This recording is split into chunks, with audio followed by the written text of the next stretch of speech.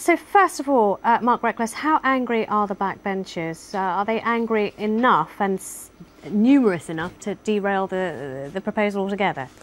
Well, I mean, I think people are unhappy, and we heard from Giles that Britain had signed up to this. But, you know, ever since at least the Civil War, it's been MPs who control supply, who have the purse strings, who decide what the government should spend and tax on our behalf.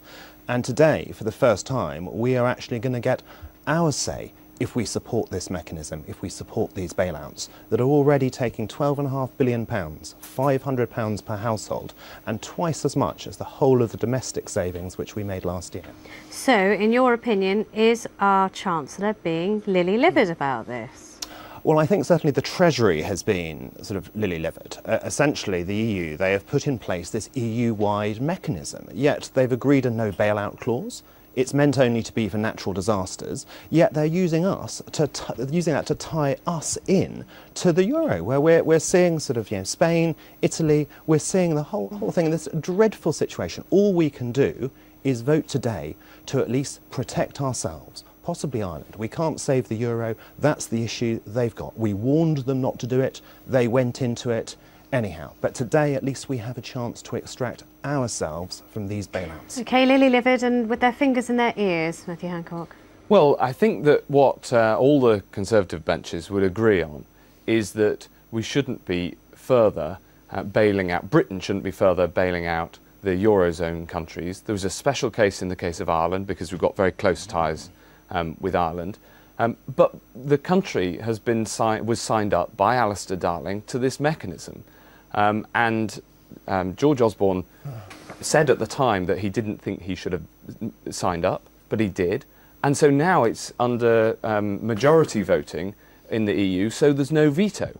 So although Mark's proposal says that the UK would have an opinion on this, actually we don't have a veto under Darling's solution. However, what we have, I think, managed to do, and quite successfully, is that it's a matter of getting other European finance ministers to say, actually, it wouldn't be right for Britain to contribute. And for instance, we had the French finance minister 10 days or so ago saying that Britain won't be asked to help bail out in future. OK. And given that we're signed up, I know and we're legally Owen is trying to get in, but just to put that for a second back to you, there's no veto. There's no point in making a noise about this. Is posturing. This is gesture politics. Nothing more from you. I'm afraid Matthew is wrong on that. We do have a veto. We have a veto over the permanent bailout arrangements which the Eurozone wants to set up, and we can use that veto as a lever to say we will only agree to what you want to do permanently if you absolve us of all liability under this bailout mechanism that should never have been set up and is illegal even under your own rules. We have a veto over the permanent setup that is going to come into force in 2013, and that means that in that system we've ensured that Britain won't participate in a bailout. So we've used that, but now it's what we do now is a matter of the facts on the ground, and the fact on the ground is that over this we have no veto because Alistair Darling threw it away. Yes, I mean, you've said that a couple of times now, but at the time, and Alistair Darling has put on record that he was in discussions with George Osborne about this. George Osborne actually voted in favour of allowing the mechanism to be used for the Irish rescue because, in the words of Mr Osborne, to have voted against this at this time I would have judged to have been very disruptive. Yes, as I said, that we supported the Irish bailout, in fact with a bilateral loan as well, because of the very strong links, the amount of that Irish banks have in the British economy and the massive contributions. We actually export more to Ireland than we do to China and India, sadly, because those two big growing economies. But what George Osborne disagreed with Darling was whether we should sign up to this bailout, and he told him over that weekend, it was the weekend after Labour had lost the election, Alistair Darling was still the Chancellor, and he signed up Britain into these bailouts, and now we have no veto until 2013, and then we get our veto back. Owen, what do you make of this? Well, first of all, it's unclear how many fingerprints George Osborne has in this thing. There's a big sub-rosa debate going on whether he nodded yes to the whole deal. Alistair Darling made clear that he said no, so that I know it to be the fact. Let Owen finish the point. There we are. Okay, well, in any event, look, this is a small part of a huge problem that Britain has. Right now, the Eurozone members are meeting all the time on major financial issues. If they choose, they have a majority in the EU, and so they can pass this problem along to the entire EU from just the Eurozone. And their argument would simply be that your banks are going to be affected. I mean, people are saying if Greece goes down, it's going to be Lehman Brothers too.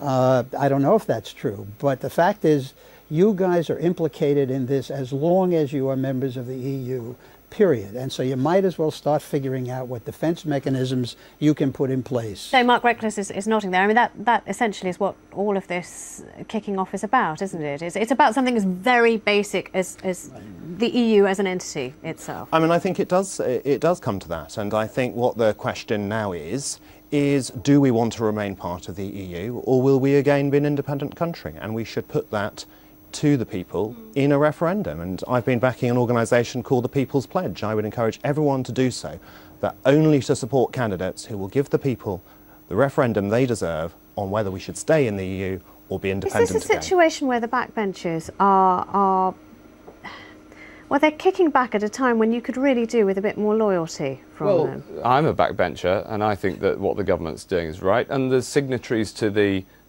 proposal that I'm supporting in Parliament today, for instance, Graham Brady and John Glenn and others from the right of the party. So actually, this is what the party is united behind is that we shouldn't be bailing out the Eurozone further. And coming back to Irwin's big picture point, you know, these sovereign debt crises on the fringes of Europe are a really serious and big issue, and they affect us all. The Irish one would have affected us had it got worse, very badly indeed, and that's why I think we were right to help them bilaterally.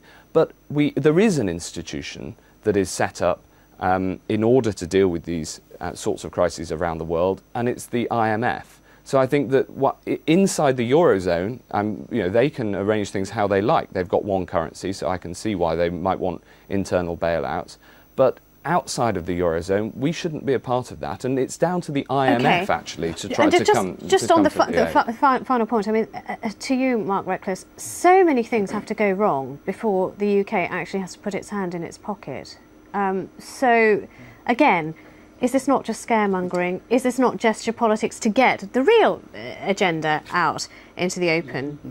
No, I mean, the key point is we have a veto over the establishment of a permanent bailout mechanism. We could, if we wanted, threaten to use that veto unless we're absolved of responsibility under this mechanism that shouldn't have been set up in the first place. Okay, well, thank you both very much for being with us.